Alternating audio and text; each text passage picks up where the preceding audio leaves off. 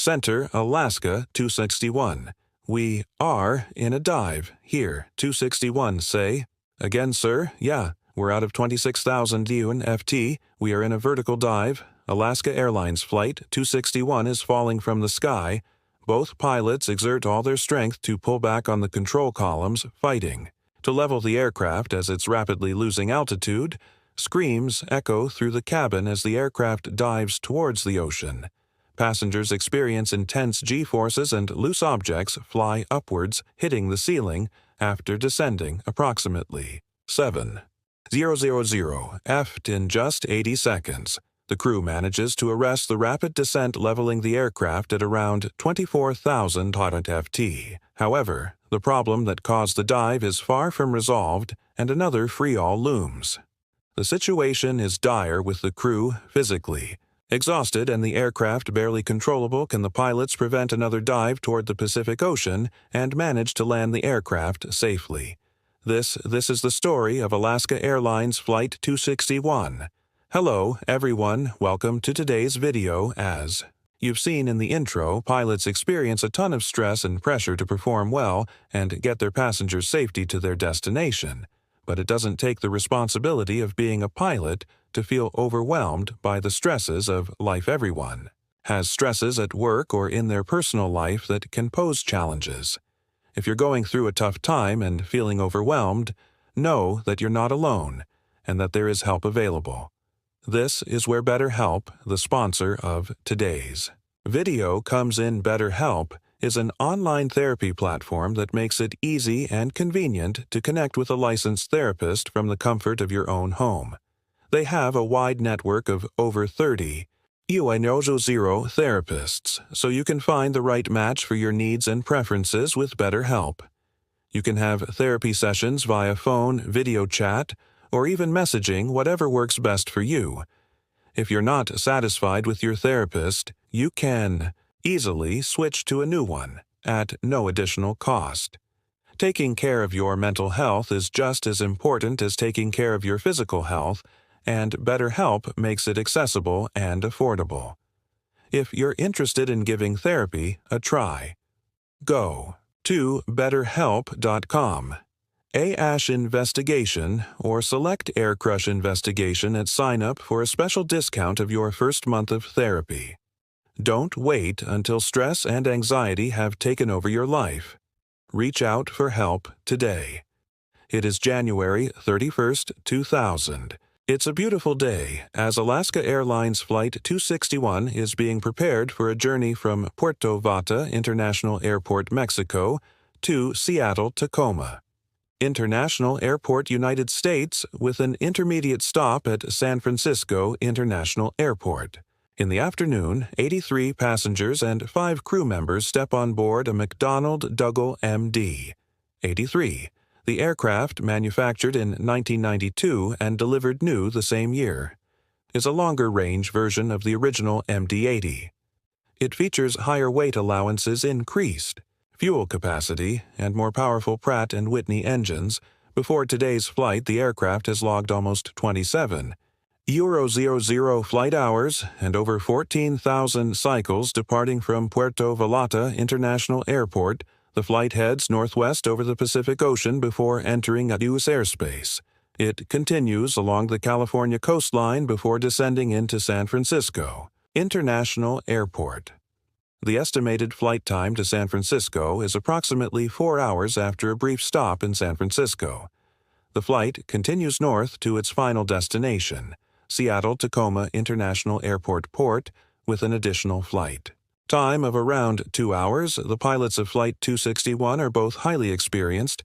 Captain Ted Thompson, 53 years old, has logged nearly 18,000 flight hours with over 4,000 hours on the MD-80. First Officer William Bill Tansky, 57 years old, has accumulated more than 8,000 total flight hours with most of his experience as a first officer on the MD-80. Thompson has flown for Alaska Airlines for 18 years and Tansky for 15. Both pilots have spotless safety records and previous military experience, Thompson in the U.S. Air Force and Tansky in the U.S. Navy. 3 Seattle-based flight attendants complete the 5-person crew despite its CRWs. Experience and dedication Alaska Airlines faced significant operational and financial challenges in the year 2000. The airline extended the maintenance intervals for some of its aircraft components to cut costs and improve operational efficiency by reducing the frequency of inspections and servicing. They aim to keep their fleet in the air longer, maximizing revenue and minimizing downtime. The Federal Aviation Administration, or FAA, even approved these extended intervals, giving the airline confidence in their new maintenance schedule. However, what seemed like a strategic move for efficiency would soon reveal unforeseen challenges that would test the very limits of their operations at about half-past 2 Pacific Standard Time. Alaska Airlines Flight 261 begins its journey as it gets pushed back from the gate. The pilots start the engines and taxi towards the runway. The weather conditions are ideal, with light winds and clear skies after a short taxi. The first officer positions the aircraft on the runway, and seconds later, the crew receives clearance for takeoff. The first officer moves the thrust levers forward, and they accelerate down the runway, lifting off shortly after. While passengers enjoy the clear skies and stunning views, a serious problem is developing. In the aircraft's horizontal stabilizer located at the tail of the aircraft, the MD-83 features a trimmable horizontal stabilizer, which adjusts the aircraft's pitch by tilting up or down. This component alters the pitch attitude without continuous pilot input, significantly reducing pilot workload and aiding in maintaining a steady flight path. The trimmable stabilizer is crucial for balance and control during various flight phases. The movement of the stabilizer is controlled by a jack screw mechanism, where the rotation of the jack screw through a fixed Acme nut causes the stabilizer to tilt up or down, adjusting the stabilizer angle climbing through 23,400 ft. The autopilot struggles to adjust the stabilizer, causing a warning light to appear in the cockpit, unbeknownst to everyone on board. Excessive wear on the stabilizer jack screw and Acme nut, unnoticed due to extended maintenance intervals, has caused the stabilizer to become jammed and stuck at a slight nose-down angle due to increased friction and reduced effectiveness of the threads. What starts as a seemingly perfect flight is about to turn into a nightmare. As the aircraft's hidden mechanical issues begin to surface, the aircraft continues to climb. But at a slower rate, the pilots decide to manually control the aircraft and disconnect the autopilot, requiring up to 50 lb of force on the control columns. Despite the increasing difficulty, they reach their cruising altitude of 31,002 ft, and the amount of force needed on the control columns is slightly reduced to about 30 lb. For the next 2 hours, the crew wrestles with the unresponsive stabilizer. They attempt a variety of methods to regain control. Initially, they try using the pickle switches, which operate the electrical motors in the tail, but these prove ineffective. Next, they attempt to use the longitudinal trim handles, commonly called suitcase handles, and even operate both mechanisms simultaneously. Unfortunately, these efforts do not yield any results. The crew then switches to the alternate trim system, which relies on a different motor. However, this system also fails to move the stabilizer. They check the circuit breakers, hoping an electrical fault might explain the issue, but all breakers are in their normal positions. Despite their persistent efforts, the stabilizer remains stuck at 0, nose down, leaving the pilots to exert substantial manual force to maintain control of the aircraft. At 3:46 p.m. They re-engage the autopilot, hoping for relief, but the problem persists. As they continue troubleshooting, the flight crew becomes increasingly aware of the seriousness of the situation. Captain Thompson and First Officer Tansky coordinate their efforts, referring to their checklists. Despite their experience, the unresponsiveness of the horizontal stabilizer creates a significant challenge. The stabilizer, still stuck at a slight nose-down angle, forces the pilots to exert considerable manual force to keep the aircraft level. Despite their efforts using the primary and alternate trim systems, the stabilizer remains unresponsive. Each attempt to adjust it results in no movement, hinting at a deeper mechanical issue that the pilots have yet to fully comprehend. Unbeknownst to them, their attempts to fix the system only worsen the situation. They will soon come to realize the full extent of this critical failure in another effort to resolve the issue. The pilots contact Alaska Airlines Maintenance Control in Seattle. They report the jammed horizontal stabilizer and discuss the possibility of diverting to Los Angeles International Airport. The conversation is tense, with the captain emphasizing the need for a safe landing. The maintenance team suggests several troubleshooting steps, but nothing resolves. The issue maintenance control asks why the pilots prefer Los Angeles over San Francisco. The captain explains that Los Angeles typically offers better weather conditions, which could be critical for a safe landing given their control issues. He mentions that dry runways and favorable wind conditions make it a safer choice than San Francisco, where rain and wind might complicate the landing.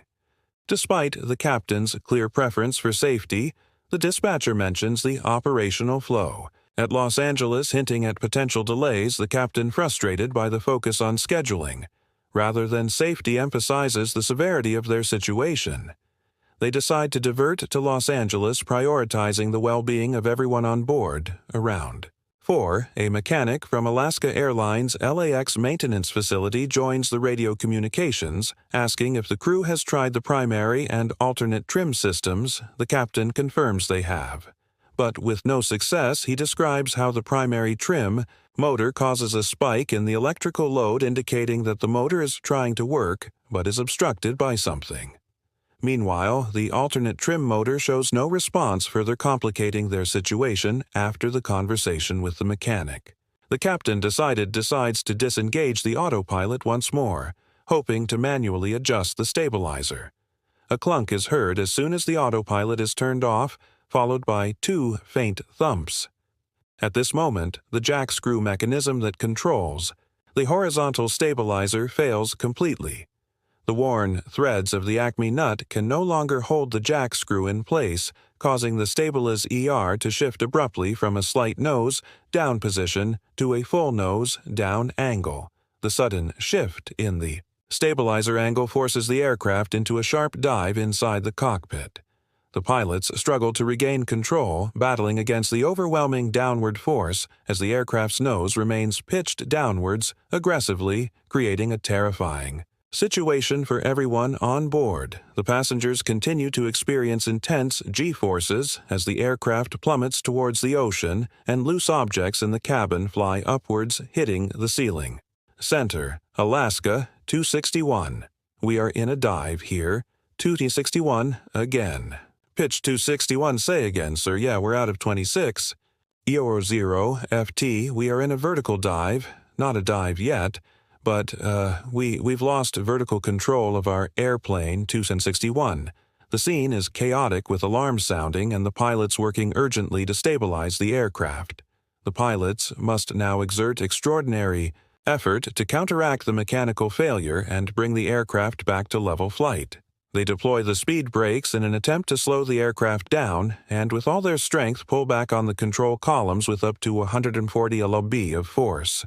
80 seconds after the dive started, the pilots managed to arrest the rapid descent, leveling the aircraft at approximately 24 ECO-00 FT. However, the horizontal stabilizer remains jammed in a nose-down position, requiring continuous effort to keep the aircraft from diving again. The situation is dire, with the crew physically exhausted and the aircraft barely controllable. 1. We're at 24. ECO-00 FT kind of stabilized. We're slowing here, and we're going to a little troubleshooting. Can you give me a block between 20 and 25? 261, maintain block altitude by level 2, 35250, last 261. We'll take that block. We'll be monitoring, realizing the extent of the problem. The pilots request a block altitude from air traffic control, allowing them to operate between 20,000 and 25,000 FTU without worrying about other aircraft. This altitude buffer provides some safety margin as they continue troubleshooting. The stress in the cockpit is intense, with the pilots exchanging urgent clipped commands. The captain then decides to contact maintenance control again, reporting the full nose-down trim position. The mechanic acknowledges the seriousness of the issue, but offers no new solutions. The crew is essentially on their own, flying above the Pacific Ocean, battling a malfunction that threatens their lives and those of their passengers after the aircraft is somewhat stable. Again, the captain makes an announcement to the passengers, informing them of the flight control issues and the decision to divert to Los Angeles International Airport. He reassures them they are doing everything possible to ensure a safe landing. The passengers, though, frightened, find some comfort in the captain's calm voice. As the aircraft nears Los Angeles, the pilots prepare for landing. They plan to slow the aircraft and test the control response at lower speeds, hoping to find a stable configuration for the final approach given its compromised state. They must determine if the aircraft can be safely landed. The captain instructs the first officer to extend the slats. The aircraft remains stable, encouraging the pilots to proceed with further preparations.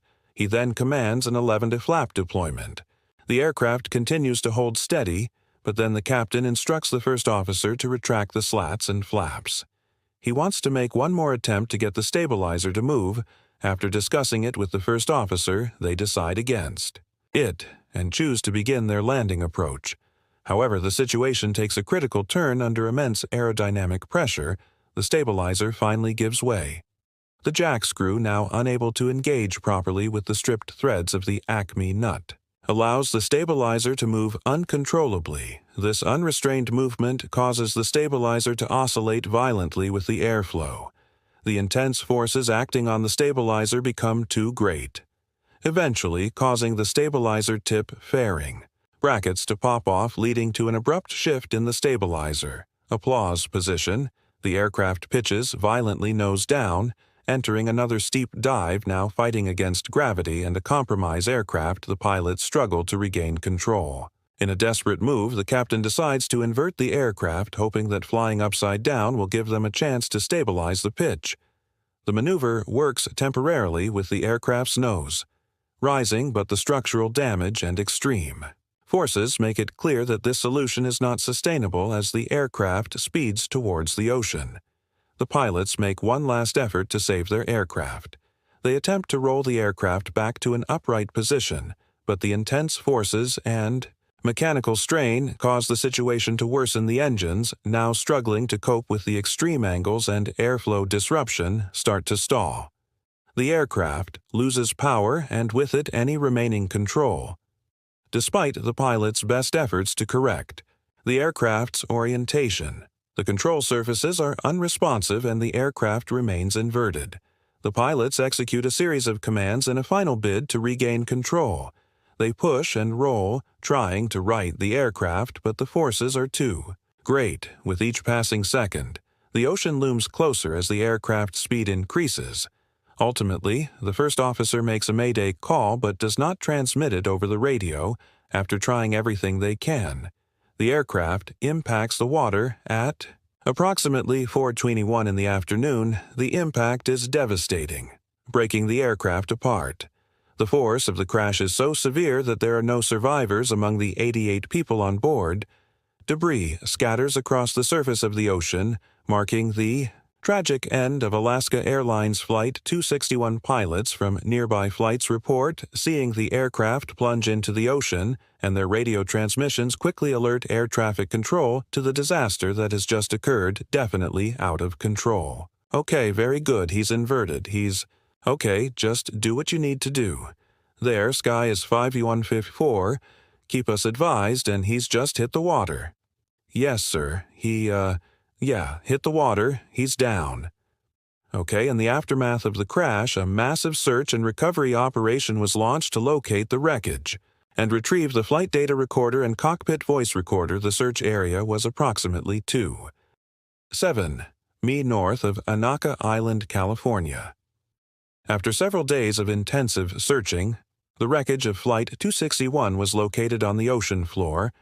Search teams meticulously combed the debris field using remotely operated vehicles, eventually recovering the flight data recorder and cockpit voice recorder. These devices were sent to the National Transportation Safety Board for analysis. The investigation revealed that the primary cause of the crash was the failure of the horizontal stabilizer jack screw assembly, which experienced excessive wear due to insufficient lubrication and extended maintenance intervals. This wear caused the Acme nut threads to degrade severely, leading the jack screw to jam initially under continued aerodynamic forces. The stabilizer assembly ultimately failed completely, causing the stabilizer to move uncontrollably, resulting in the aircraft entering a fatal dive and crashing into the Pacific Ocean. The tragic loss of Alaska Airlines Flight 261 underscored critical maintenance practices and regulatory oversight issues, leading to significant changes in aviation safety regulations, including stricter maintenance schedules and improved inspection protocols for critical components in recognition of their efforts. Captain Ted Thompson and First Officer William Tansky were awarded the Airline Pilots Association Gold Medal for heroism. Their attempt to regain control and efforts to minimize the impact showed great courage and professionalism, likely preventing a greater disaster on the ground. This concludes our investigation into Alaska Airlines Flight 261. If you'd like to stay updated on our latest investigations, don't forget to subscribe to our channel and leave a like if you found this video informative.